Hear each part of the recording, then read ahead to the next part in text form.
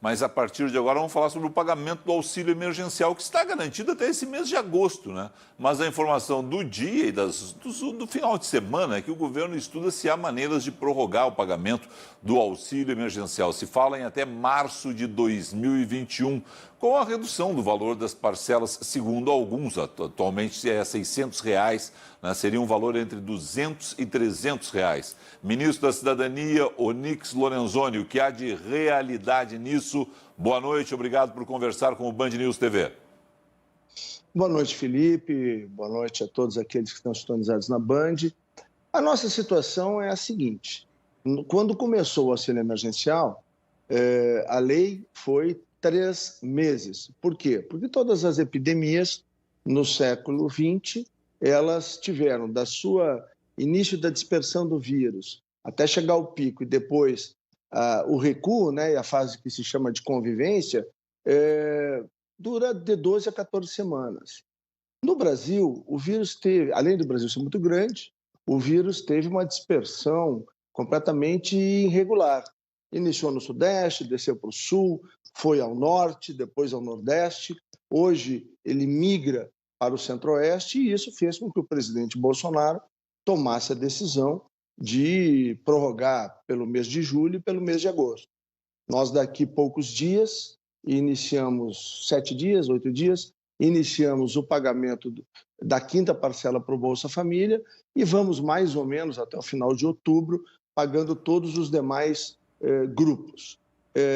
Nós entendemos que 20 semanas é um tempo bastante suficiente para o enfrentamento da pandemia. E nós trabalhamos hoje com o Renda Brasil e com uma proposta de microcrédito para os informais, os famosos invisíveis, que nós encontramos 26 milhões, que são as pessoas que o presidente Bolsonaro tem muita preocupação, que trabalham de dia, Felipe, para poder comer à noite. Nós trabalhamos já com estudos em relação ao microcrédito e a transformação do Bolsa Família num programa muito mais amplo e muito mais eficiente que vai se chamar Renda Brasil. Orengo. Agora, ministro, no Congresso Nacional tem uma questão prática, que é a possibilidade, pela legislação aprovada, de prorrogação do auxílio emergencial, mas mantendo o mesmo valor. Eu pergunto, ministro, há espaço no orçamento para manter esse valor de R$ 600 para próximos meses? E já há uma interlocução com o Congresso até para avaliar manter o auxílio emergencial por alguns meses, mais alguns meses, reduzindo um pouco o benefício? Bom, a programação que nós temos hoje consolidada são esses 5 meses, né? E isso não encontra muito paralelo no mundo, né? A maior parte dos países trabalharam ou com auxílio único através de um cheque, ou por 2 ou 3 meses, não mais do que isso. Aqui, eu já expliquei pela distribuição do vírus, né, que foi bastante irregular no Brasil, também pelo fato de que por em torno de 40, 60 dias, perto de 4 mil municípios brasileiros, né, estiveram completamente fechados. Os informais que eu falei há pouco, os invisíveis, que nunca nenhum outro governo tinha encontrado, que são foco de preocupação permanente do presidente. Essas pessoas precisam que as cidades tenham um movimento, como eles falam, né? Como a gente fala. Precisa ter atividade econômica. E nós, por um longo tempo, tivemos aí cidades completamente fechadas, tendo o caso de Covid mais próximo a 1.000 quilômetros de distância. Então, faltou um equilíbrio que o presidente sempre colocou nas suas falas entre os cuidados com a saúde e os cuidados com a atividade econômica, até porque na América Latina, a fome, o desemprego e a miséria mataram mais do que qualquer epidemia nos últimos 20 anos. Quem tem alguma dúvida, é só pesquisar. Agora, ministro, estamos em meio a essa pandemia, claro, também em discussões a respeito da reforma tributária e demais reformas necessárias para o governo. Como coordenar esse estudo de prolongamento, né, de prorrogar o auxílio emergencial junto com essas necessidades econômicas? Bom, aí são campos diferentes, né? O fato de que há uma reforma tributária que tanto a Câmara quanto o Senado criaram comissões próprias e vem trabalhando, e agora o ministro Paulo Guedes, né, apresentou uma proposta ao parlamento, esse processo em nada atrapalha tudo aquilo que se está tentando fazer, que é essa preocupação do presidente Bolsonaro em dar todas as condições, como deu, para que a saúde brasileira pudesse responder o desafio da pandemia, e, por outro lado, né, a preocupação com uma grande rede de proteção social, que foi o que o presidente Bolsonaro determinou que a nossa equipe organizasse, que vai desses quase 67 milhões de pessoas que hoje estão protegidas, né, e auxiliadas através do auxílio emergencial, aqueles quase 15 milhões, né, de empregos que foram protegidos pelo BEM, que é o benefício emergencial, a própria proposta, né, de recursos através de crédito para as micro e pequenas empresas, que são os grandes empregadores, né, no Brasil, começou com 16 bilhões, agora está recebendo mais 12 bilhões, quer dizer, vai a 28 bilhões, quase 30 bilhões, que está sendo injetado nas pequenas e microempresas, além de todos aqueles programas de auxílio para as médias e grandes empresas. Então, nós temos sim um colchão que foi organizado, uma rede que foi organizada pelo time do presidente Bolsonaro e que está ajudando o Brasil a superar a pandemia. Hoje nós temos índices que demonstram que o Brasil é um dos países que mais cura do coronavírus no mundo todo. O Brasil vai se recuperar, vai sair mais fortalecido, e eu faço aqui uma previsão com base em tudo que a gente tem recebido de dados. Seguramente nós vamos já ter um bom Natal aí para o comércio, o varejo, né, para os serviços, começando esta recuperação que o Brasil ainda fará esse ano. Só pegar a palavra cura, o senhor foi infectado pelo coronavírus, o senhor segue trabalhando em casa? O senhor está em casa nesse momento? O senhor não voltou ainda ao normal? Qual é a sua situação, hein? E a situação, Bom, nesse primeiro... caso aí, em função de milhares de brasileiros, né, também? Sim. Bom, primeiro dizer que eu usei, né, o azitromicina, a hidroxicloroquina e a ivermectina, e no meu caso, da minha esposa e da minha filha, nós estamos naquela faixa dos 75% a 80%, né? De 75 a cada 80 pessoas em cada 100 infectadas, que se beneficia e muito quando usa o produto na fase inicial, né? E no meu caso, da minha mulher e da minha filha, foi algo impressionante o que nós nos beneficiamos disso. Mas, claro, essa é uma decisão do médico com o seu paciente, como determina a Associação Médica Brasileira, Conselho Federal de Medicina, né? Mas no nosso caso foi espetacular o resultado dessa associação. Por outro lado, eu fiz na última sexta-feira um controle, né, indicado pelo meu médico, mas ainda é detectado o vírus, o PCR ainda detectou o vírus. Então, sou obrigado, né, a ficar mais 5 a 6 dias, fazer um novo teste, até que vá negativar, para mim voltar ao trabalho presencial. Mas hoje eu fiz, eu acho que umas 5 ou 6 reuniões por videoconferência, aí estou trabalhando normalmente. Orengo?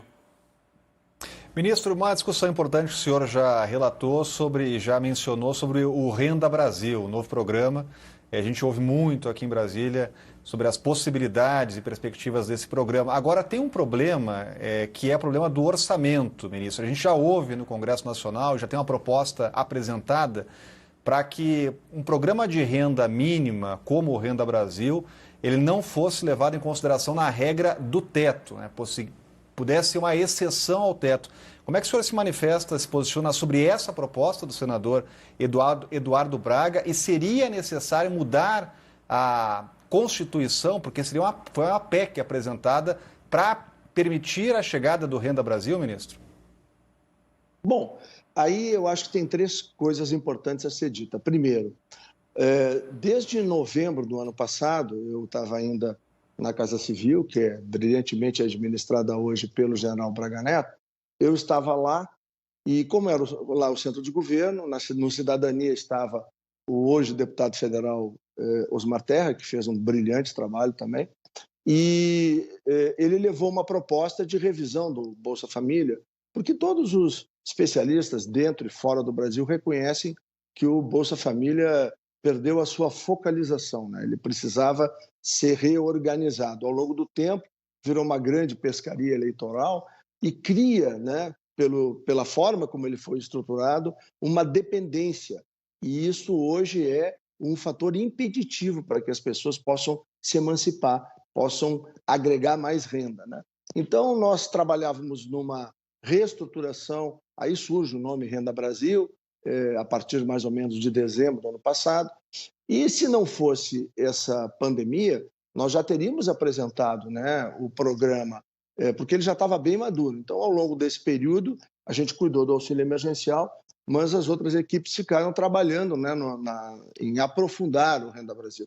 O Renda Brasil vai vir com uma visão de renda mínima, completamente diferente do conceito do Bolsa. Ele vai trabalhar com a ideia de fazer com que a pessoa possa evoluir, que ela possa progredir, ela vai dar segurança. Hoje, por exemplo, uma pessoa não sai do Bolsa Família, onde ela tem um ticket médio, no período normal, em torno de R$200. Por quê? Porque se ela tiver a carteira assinada e depois ela perder o desemprego, ela não volta para o programa, ela vai para a fila.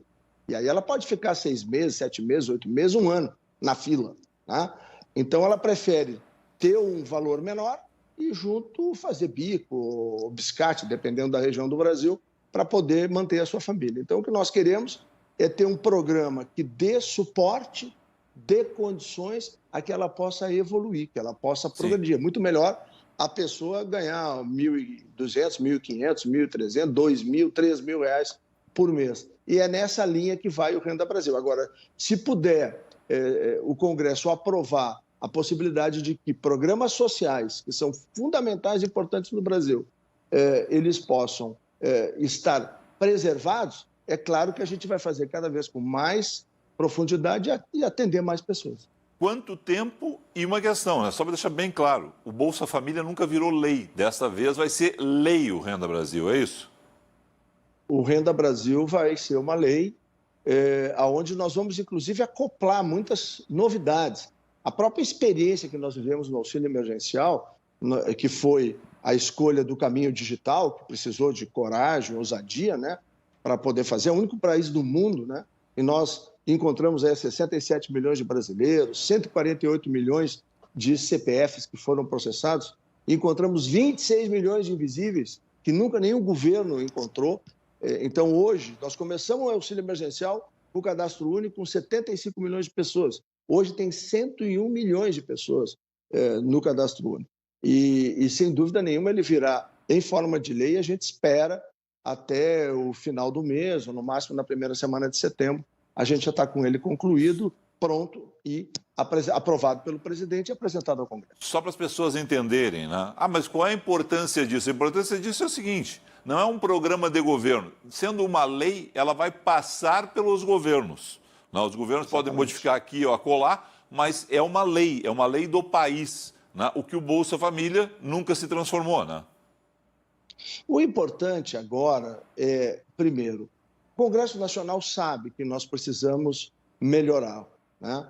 O auxílio emergencial mostrou de maneira muito clara que nós tínhamos aí, se a gente somar os invisíveis com os MEIs, que são os microempreendedores individuais, nós vamos aí, Felipe, a 34 milhões de famílias. 34 milhões de famílias é um número gigantesco. E essas pessoas estão fora de qualquer programa do governo. Isso aqui é importante ser dito. Elas não têm nenhuma assistência, o microcrédito dificilmente as alcança. Então, hoje, todas essas pessoas estão bancarizadas, têm uma conta que foi aberta gratuitamente na Caixa Federal. Então, o governo vai trabalhar com aquele conceito que o presidente Bolsonaro sempre trouxe, desde a época da campanha. Ele quer que os brasileiros possam cada vez viver mais e melhor.